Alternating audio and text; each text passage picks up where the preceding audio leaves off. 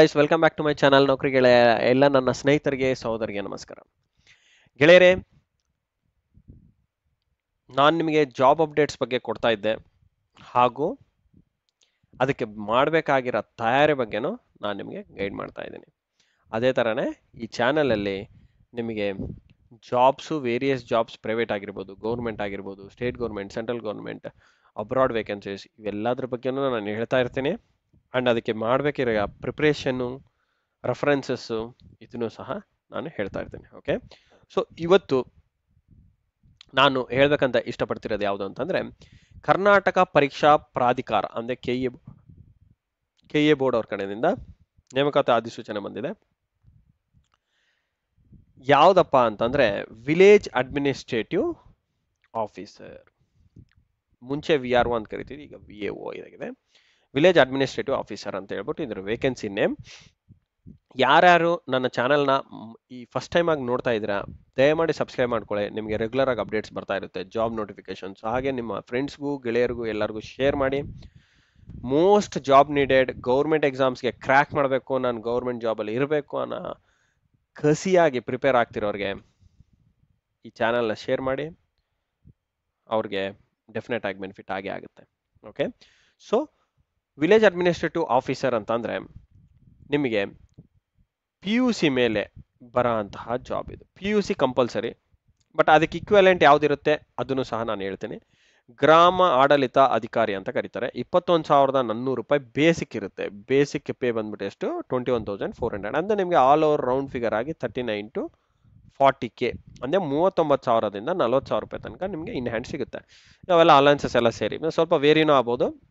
Approximate ಆಗಿ ಹೇಳ್ತಾ ಇದ್ದೀನಿ, ಇದು it's an approximate value. Okay, approximate. ಎಷ್ಟು ಹುದ್ದೆಗಳಿದಾವೆ? 1000 ಹುದ್ದೆಗಳಿದಾವೆ ಗೆಳೆಯರೆ. 1000 ಹುದ್ದೆಗಳು. 1000 ಹುದ್ದೆಗಳು ಯಾವ್ದ್ಯಾವ್ದ್ರಲ್ಲಿದೆ ಅಂತ ಹೇಳ್ಬಿಟ್ಟು ನಾನು ಹೇಳ್ತೀನಿ. ಅದನ್ನೊಂದು ನೋಡ್ಬಿಡೋಣ.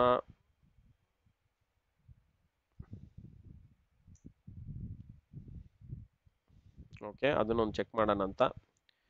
ಯಾವ್ದ್ಯಾವ್ದ್ರಲ್ಲಿ ಇದೆ ಆ ವೇಕೆನ್ಸಿ? ಗ್ರಾಮ ಆಡಳಿತ ಅಧಿಕಾರಿ. ಓಕೆ, ನೋಟಿಫಿಕೇಶನ್, ಇದು ಒಂದು ನೋಟಿಫಿಕೇಶನ್ ರಿಕ್ರೂಟ್ಮೆಂಟ್. ಇದು ಶಾರ್ಟ್ ನೋಟಿಸ್ ಬಿಟ್ಟಿದ್ರು ಅವರು ಇದಕ್ಕನ್ನ ಮುಂಚೆ. ಓಕೆ, ಶಾರ್ಟ್ ನೋಟಿಸಲ್ಲಿ ಏನಿತ್ತು ನೋಡಿ, ಅವ್ರು ಏನಂತ ಕೊಟ್ಟಿದ್ದಾರೆ, ನಿಮಗೆ ಸೆಕೆಂಡ್ PU ಆರ್ ಇಕ್ವಿವೆಲೆಂಟ್ ಇರಬೇಕು. 1000 ಹುದ್ದೆಗಳಿದ್ದಾವೆ, 21,000 ಬೇಸಿಕ್ಕು, ವಿಲೇಜ್ ಅಡ್ಮಿನಿಸ್ಟ್ರೇಟಿವ್ ಆಫೀಸರ್. ಇದು ಯಾವ KE ವೆಬ್ಸೈಟಲ್ಲಿ ಅನೌನ್ಸ್ ಮಾಡಿದ್ದಾರೆ, ಅವರೇ ಎಕ್ಸಾಮ್ ಕಂಡಕ್ಟ್ ಮಾಡೋದು. Commencement of entry of application ನಿಮ್ಗೆ ಯಾವಾಗಿಂದ ಸ್ಟಾರ್ಟ್ ಆಗುತ್ತೆ? 4ನೇ ತಾರೀಕು 3ನೇ ತಿಂಗಳು, ಅಂದರೆ ಮಾರ್ಚ್ 4ಇಂದ ಚಾಲು ಆಗುತ್ತೆ. ಏಪ್ರಿಲ್ 3ನೇ ತಾರೀಕು ತನಕ ನಿಮ್ಗೆ ಅಪ್ಲಿಕೇಶನ್ ಹಾಕೋ ಅವಕಾಶ ಮಾಡಿಕೊಟ್ಟಿದ್ದಾರೆ. ಆ್ಯಂಡ್ ಎಕ್ಸಾಮಿನೇಷನ್ ಫೀ ಕಟ್ಟೋದು ಯಾವಾಗ ಕಟ್ಟಬೇಕಾಗುತ್ತೆ? 6ನೇ ತಾರೀಕು ಒಳಗಡೆ, 6ನೇ ತಾರೀಕು ಏಪ್ರಿಲ್ ತಿಂಗಳು ಒಳಗಡೆ ನೀವು ಕಟ್ಟಬೇಕಾಗುತ್ತೆ ಗೆಳೆಯರೆ. ಅಂದರೆ ಏನು ಮೀನಿಂಗು? ಅಪ್ಲಿಕೇಶನ್ ನೀವು 4ನೇ ತಾರೀಕು 3ನೇ ತಿಂಗಳು, ಅಂದರೆ 4th of March ಇಂದ ಹಿಡಿದು 3rd of April ತನಕ ನಿಮ್ಗೆ ಆ ಅವಧಿಯಲ್ಲೇನೆ ನೀವು ಅಪ್ಲಿಕೇಶನ್ನ ಸಬ್ಮಿಟ್ ಮಾಡ್ಕೋಬೇಕು. ಆ್ಯಂಡ್ ಎಕ್ಸಾಮಿನೇಷನ್ ಫೀ 6ನೇ ತಾರೀಕು ಒಳಗಡೆ ಪೇ ಮಾಡ್ಬೋದು, ತೊಂದರೆ ಇಲ್ಲ. ಓಕೆ, ಏನೇನಿದೆ, ಯಾವುದೇ ಥರ ಹಾರ್ಡ್ ಕಾಪಿ ಡಾಕ್ಯುಮೆಂಟ್ ಕಳಿಸ್ಬೇಕನ್ನೋದು ಯಾವುದೂ ಇಲ್ಲ ಇದರಲ್ಲಿ. ಓಕೆ, ಸೊ ಇದರಲ್ಲಿ ಆ ಥರ ಯಾವುದೇ ಥರ ಡಿಸ್ಕಷನ್ ಮಾಡಬೇಕು, ಹಾರ್ಡ್ ಕಾಪಿ ಡಾಕ್ಯುಮೆಂಟ್ಸ್ ಕಳಿಸ್ಬೇಕನ್ನೋದು ಯಾವುದೂ ಇಲ್ಲ. ಓಕೆ, ಸೊ ಅದೊಂದು ಒಳ್ಳೆ ಅವಕಾಶವಾಗಿದೆ. ಓಕೆ, ಅದು ಬಿಟ್ಟರೆ ನೆಕ್ಸ್ಟ್ ನಿಮಗೀಗ ಡಿಸ್ಟ್ರಿಬ್ಯೂಷನ್ ಟೇಬಲ್ ನೋಡಿ. ಈ ಡಿಸ್ಟ್ರಿಬ್ಯೂಷನ್ ಟೇಬಲು ಎಲ್ಲ ಡಿಸ್ಟಿಕ್ಸಲ್ಲಿ ಸಹ ಇದೆ. ಎಲ್ಲ ಡಿಸ್ಟಿಕ್ಸಲ್ಲಿ ಆ 1000 ಹುದ್ದೆಗಳು ಹೇಗೆ ಡಿವೈಡ್ ಆಗಿದೆ ಅನ್ನೋದು ಇದೊಂದು ಟೇಬಲ್ ಕೊಟ್ಟಿದ್ದಾರೆ ಗೈಸ್. ಏನೇನು ಈ ಟೇಬಲ್ ಅಂತಂದರೆ ನೋಡಿ, ಬೆಂಗಳೂರು ನಗರನಲ್ಲಿ 32 ವೇಕೆನ್ಸೀಸ್ ಇದಾವೆ. ಇವೆಲ್ಲ ಡಿವಿಷನ್ ಕೊಟ್ಟಿದ್ದಾನೆ. ವರ್ಗೀಕರಣ ಅಂತಂದರೆ ಡಿವಿಷನ್ ಯಾವ್ದಾವ ಥರ ಇರುತ್ತೆ ನೋಡಿ. ಪ್ರವರ್ಗ 1 ಅಂದರೆ ಕ್ಯಾಟಗಿರಿ 1, ಪ್ರವರ್ಗ 2A, 2B, 3A, 3B, SC ST, okay, ಸಾಮಾನ್ಯ ಜನರಲ್. ಓಕೆ, ಮತ್ತು ಅದಾದಮೇಲೆ ಸಾಮಾನ್ಯ ಅಭ್ಯರ್ಥಿ ಅಂದರೆ ಜನರಲ್, ಮಹಿಳಾ ವುಮೆನ್, ಗ್ರಾಮೀಣ ಅಧಿಕಾರಿ ಅಂತಂದರೆ ರೂರಲ್, ಅಂಗವಿಕಲರು ಅಂದರೆ ಫಿಸಿಕಲಿ ಹ್ಯಾಂಡಿಕ್ಯಾಪ್ಡ್, ಮಾಜಿ ಸೈನಿಕರು ಎಕ್ಸ್ ಸರ್ವಿಸ್ ಮ್ಯಾನ್, ಕನ್ನಡ ಮಾಧ್ಯಮ ಕನ್ನಡ ಮೀಡಿಯಂ, ಯೋಜನಾ ಯೋಜನಾ ನಿರೀಕ್ಷಿತರು. ಓಕೆ, ನಿರೀಕ್ಷಿತರು ಅಂತಂದರೆ ಇವರು ಪ್ರಾಜೆಕ್ಟ್ ಡಿಸೇಬಲ್ಡ್ ಪರ್ಸನ್ ಅಂತ ಕರೀತಾರೆ, PDP ಅಂತ, ಪ್ರಾಜೆಕ್ಟ್ ಡಿಸೇಬಲ್ಡ್ ಪೀಪಲ್ಸು. ತೃತೀಲಿಂಗ ಅಂತಂದರೆ ಇವರು 3rd ಪರ್ಸನ್ಸ್. ಓಕೆ, ಸೊ ಅವ್ರಿಗೂ ಸಹ ವೇಕೆನ್ಸಿ ಇದರಲ್ಲಿಲ್ಲ, ಬಟ್ ಬೇರೆ ಬೇರೆ ರೀಜನ್ಸಲ್ಲಿ ಕೊಟ್ಟಿದ್ದಾರೆ, ಅವ್ರಿಗೊಂದು ಅವಕಾಶವಿದ್ದಾವೆ. ಸೊ ಈಗ ಬೆಂಗಳೂರಲ್ಲಿ ಓಕೆ, ಟ್ರಾನ್ಸ್ಜೆಂಡರ್ಸ್ ಅಂತ ಕರಿಬಹುದು. This are transgenders. ಓಕೆ, ಈಗ ಬೆಂಗಳೂರು ನಗರದಲ್ಲಿ 32 ವೇಕೆನ್ಸಿ ಇದಾವೆ. ಅದೇ ತರ ನಿಮಗೆ ಬೆಂಗಳೂರು ಗ್ರಾಮಾಂತರದಲ್ಲಿ 34. ಜಸ್ಟ್ ನಾನು ಈ ಟೇಬಲ್ನ ತೋರಿಸ್ಕೊಂತ ಹೋಗ್ತೀನಿ ಗೈಸ್, ನೀವು ನೋಡ್ಕೊಳ್ಳಿ. ಇದು ಚಿತ್ರದುರ್ಗದಲ್ಲಿ 32 ವೇಕೆನ್ಸೀಸು, ಕೋಲಾರ್ನಲ್ಲಿ 45, ತುಮಕೂರಿನಲ್ಲಿ 73. ನೋಡಿ, ತುಮಕೂರಿನಲ್ಲಿ ಜಾಸ್ತಿ ಇದಾವೆ ಗೈಸ್. ತುಮಕೂರಲ್ಲಿ 73 ವೇಕೆನ್ಸಿ ಇದಾವೆ. ರಾಯಚೂರಲ್ಲಿ 51. ಓಕೆ, ಅಲ್ಲ ರಾಯಚೂರಲ್ಲ, ಸಾರಿ, ರಾಮನಗರದಲ್ಲಿ 51 vacancies, Chikkaballapur 42, Shivamogga 31, Mysuru 66 vacancies, Chamarajanagar 55, Mandya 60 vacancies, ಹಾಸನನಲ್ಲಿ 54, ಚಿಕ್ಕಮಗಳೂರಿನಲ್ಲಿ 23, ಕೊಡಗುನಲ್ಲಿ 6 ವೇಕೆನ್ಸೀಸ್, ಹಾಗೂ ಉಡುಪಿನಲ್ಲಿ 22 ವೇಕೆನ್ಸೀಸ್. ದಕ್ಷಿಣ ಕನ್ನಡದಲ್ಲಿ 50 ಇದಾವೆ. ಬೆಳಗಾವಿನಲ್ಲಿ 64, ವಿಜಯಪುರದಲ್ಲಿ 7. ಓಕೆ, ಬಾಗಲಕೋಟೆನಲ್ಲಿ 22 ವೇಕೆನ್ಸಿ, ಧಾರವಾಡನಲ್ಲಿ 12 ವೇಕೆನ್ಸೀಸ್, ಗದಗನಲ್ಲಿ 30 ವೇಕೆನ್ಸೀಸ್ ಇದಾವೆ, ಹಾವೇರಿನಲ್ಲಿ 34 ವೇಕೆನ್ಸೀಸ್ ಇದಾವೆ, ಉತ್ತರ ಕನ್ನಡದಲ್ಲಿ 2, ಅಂಡ್ ಕಲಬುರಗಿನಲ್ಲಿ 67. ಇವೆಲ್ಲ ಕಲ್ಯಾಣ ಕರ್ನಾಟಕದಿಂದ ಬರುತ್ತೆ. ರಾಯಚೂರು ಕಲ್ಯಾಣ ಕರ್ನಾಟಕದಿಂದ, ಮತ್ತು ಕೊಪ್ಪಳನಲ್ಲಿ 3, ಕೊಪ್ಪಳನಲ್ಲಿ 16, ಬಳ್ಳಾರಿ ಕಲ್ಯಾಣ ಕರ್ನಾಟಕ 3, ಮತ್ತು ಬಳ್ಳಾರಿ ಕಲ್ಯಾಣ ಕರ್ನಾಟಕ 14, ಬೀದರ್ನಲ್ಲಿ 5, ಮತ್ತು ಬೀದರಲ್ಲಿ 19, ಯಾದಗಿರಿನಲ್ಲಿ 8, ಯಾದಗಿರಿನಲ್ಲಿ 1, ವಿಜಯಪುರ ಅಂದರೆ ಹೊಸಪೇಟೆನಲ್ಲಿ 3, ಮತ್ತು ವಿಜಯನಗರ ಕಲ್ಯಾಣ ಕರ್ನಾಟಕ 10. ಸೊ ಇಷ್ಟು ಇದು ವೇಕೆನ್ಸಿ ಡಿಸ್ಟ್ರಿಬ್ಯೂಷನ್ ಟೇಬಲ್. ಈಗ ನಾವು ಕ್ವಾಲಿಫಿಕೇಶನ್ ಬಗ್ಗೆ ನೋಡೋಣ. ಕ್ವಾಲಿಫಿಕೇಶನ್ ಏನು ಕೊಟ್ಟಿದ್ದಾರೆ? ವಿದ್ಯಾರ್ಹತೆ, ಶೈಕ್ಷಣಿಕ ವಿದ್ಯಾರ್ಹತೆ ನೋಡಿ, CBSE ಮತ್ತು ICSE. ಓಕೆ, CBSE ಮತ್ತು ICSE ಮಂಡಳಿಯು ನಡೆಸುವ ಕ್ಲಾಸ್ 12 ಪರೀಕ್ಷೆ, ಅಂದರೆ CBSE ಬೋರ್ಡ್ ಆಗಿರ್ಬೋದು, ICSE 12th ಸಿಲೆಬಸ್ ಆಗಿರೋದು, ICSE ಅಥವಾ CBSE 12th ಸ್ಟ್ಯಾಂಡರ್ಡ್. ಓಕೆ, ಅವರು ಅಪ್ಲೈ ಮಾಡ್ಬೋದು.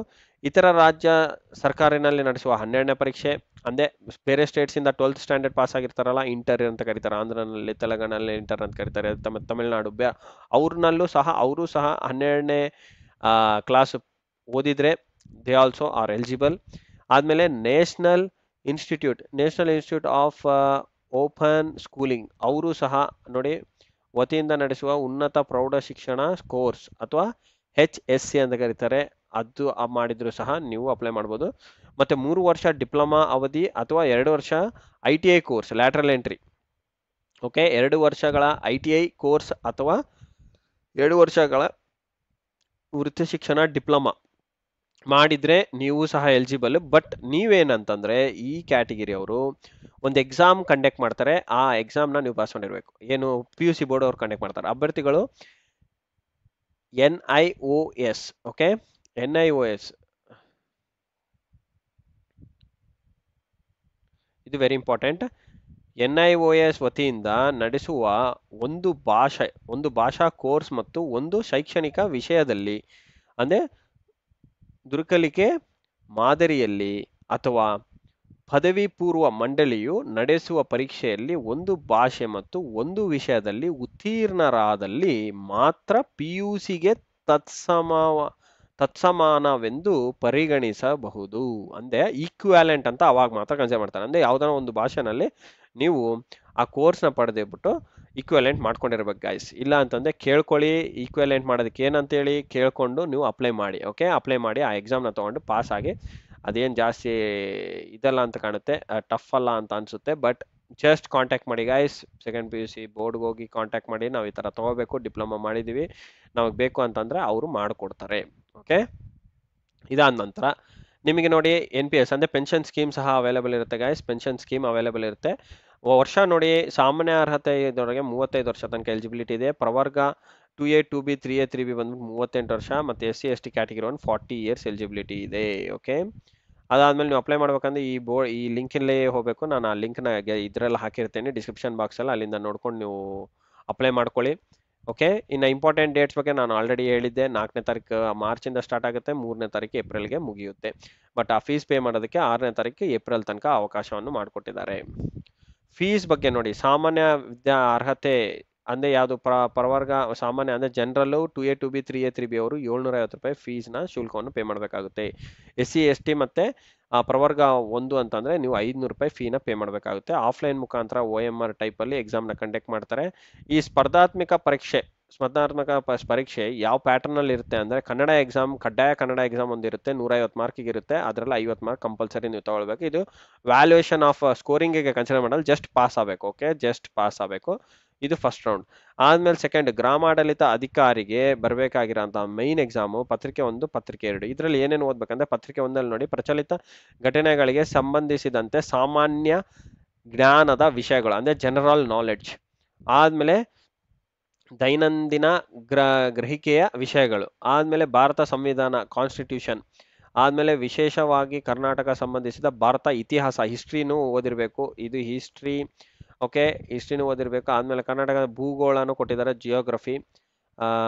ಮತ್ತೆ ರಾಜ್ಯ ಮತ್ತು ಪ್ರಾದೇಶಿಕ ಆಡಳಿತ ಕುರಿತು ವಿಷಯಗಳು. ಅಂದರೆ ರಾಜ್ಯ ಮತ್ತು ಪ್ರಾದೇಶಿಕ ಅಂತಂದರೆ ಸ್ವಲ್ಪ ಇಂಟರ್ ಸ್ಟೇಟ್ ರಿಲೇಷನ್ಸ್ ಅದ್ರ ಬಗ್ಗೆ ನೋಡ್ಕೋಬೇಕಾಗುತ್ತೆ. ಗ್ರಾಮೀಣ ಪಂಚಾಯತ್ ಬಗ್ಗೆನೂ ಸಹ ನೀವು ಓದಬೇಕಾಗುತ್ತೆ. ಆದಮೇಲೆ ಕರ್ನಾಟಕ ಪರಿಸರ, ಎನ್ವಿರಾನ್ಮೆಂಟಲ್ ಬಗ್ಗೆನೂ ಸಹ ನಿಮಗೆ ನಾಲೆಡ್ಜ್ ಬೇಕಾಗುತ್ತೆ. ಅದು ಫಸ್ಟ್ ರೌಂಡಲ್ಲಿ ಕಂಡಕ್ಟ್ ಮಾಡೋ ಎಕ್ಸಾಮು. ಎಷ್ಟು 100 ಮಾರ್ಕ್ಸ್ ಇರುತ್ತೆ, 2 ಗಂಟೆ ಅವಧಿ ಇರುತ್ತೆ. ಅದೇ ಥರ ಪೇಪರ್ 2ನಲ್ಲಿ ಸಾಮಾನ್ಯ ಕನ್ನಡ, ಸಾಮಾನ್ಯ ಇಂಗ್ಲೀಷು ಮತ್ತು ಕಂಪ್ಯೂಟರ್ ನಾಲೆಡ್ಜ್. ಇದು 100 ಮಾರ್ಕ್ಸ್ ಇರುತ್ತೆ. ಇದನ್ನು 2 ಅವರ್ಸ್ ಇರುತ್ತೆ ಗೈಸ್. ಓಕೆ, ಇಷ್ಟು ನೀವು ಕಂಪಲ್ಸರಿ ಮಾಡಲೇಬೇಕಾಗುತ್ತೆ. ಇದು ಪಾಸ್ ಆಗಿದ ನಂತರ ನೀವು ಸೆಲೆಕ್ಟ್ ಆಗಿರೋ ಥರ. ಓಕೆ, ನೆಗೆಟಿವ್ ವ್ಯಾಲ್ಯೂಯೇಷನ್ ಇರುತ್ತೆ. 0.4 ಅಂದರೆ 4 ಕ್ವಶನ್ಸ್ ರಾಂಗ್ ಆದರೆ 1 ಮಾರ್ಕ್ ಹೋಗುತ್ತೆ. ಅಂದರೆ 1/4 ಅಂದರೆ 0.25 ನೆಗೆಟಿವ್ ಇರುತ್ತೆ. ಒಂದು ಕ್ವಶನ್ ರಾಂಗ್ ಹಾಕಿದ್ದಾರೆ ಅಂದರೆ 0.25 ಮಾರ್ಕ್ಸ್ ಕಟ್ ಆಗುತ್ತೆ ನಿಮಗೆ ಬಂದಿರೋ ಮಾರ್ಕ್ಸಲ್ಲಿ. ಓಕೆ,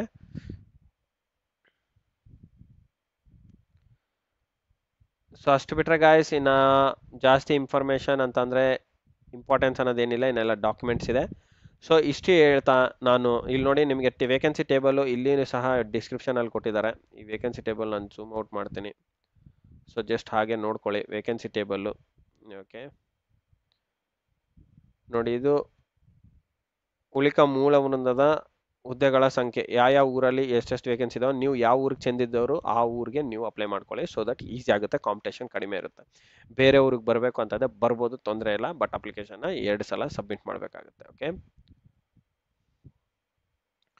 ಕಲ್ಯಾಣ ಕರ್ನಾಟಕ ಸ್ಥಳೀಯ ವೃಂದದ ಹುದ್ದೆಗಳ ಸಂಖ್ಯೆ ನೋಡಿ, ಇಷ್ಟೆಲ್ಲ ವೇಕೆನ್ಸಿ ಇದಾವೆ. ಓಕೆ, ಕಲ್ಯಾಣ ಕರ್ನಾಟಕದಲ್ಲಿ ಇಷ್ಟೆಲ್ಲ ವೇಕೆನ್ಸೀಸ್, ಕಲಬುರಗಿನಲ್ಲೇ ಜಾಸ್ತಿ ಇದೆ ಗೈಸ್. ಓಕೆ, ಸೊ ಇಷ್ಟು ಹೇಳ್ತಾ ನಾನು ನನ್ನ ವಿಡಿಯೋನ ಮುಗಿಸ್ತಾ ಇದ್ದೀನಿ guys. I wish you all the best. ಚೆನ್ನಾಗಿ ಪ್ರಿಪೇರ್ ಮಾಡಿ ಆ್ಯಂಡ್ ಚಾನಲ್ನ ಸಬ್ಸ್ಕ್ರೈಬ್ ಮಾಡಿ. ಈ ವಿಡಿಯೋ ನಿಮಗೆ ಲೈಕ್ ಆಗಿ ನಿಮ್ಗೆ ಸ್ವಲ್ಪ ಮಾಹಿತಿ ಕೊಟ್ಟಿದ್ದೇನೆ ಅಂತ ಅನಿಸಿದ್ರೆ ದಯಮಾಡಿ ಲೈಕ್ ಮಾಡಿ ಗೈಸ್, ಮರಿಬೇಡಿ.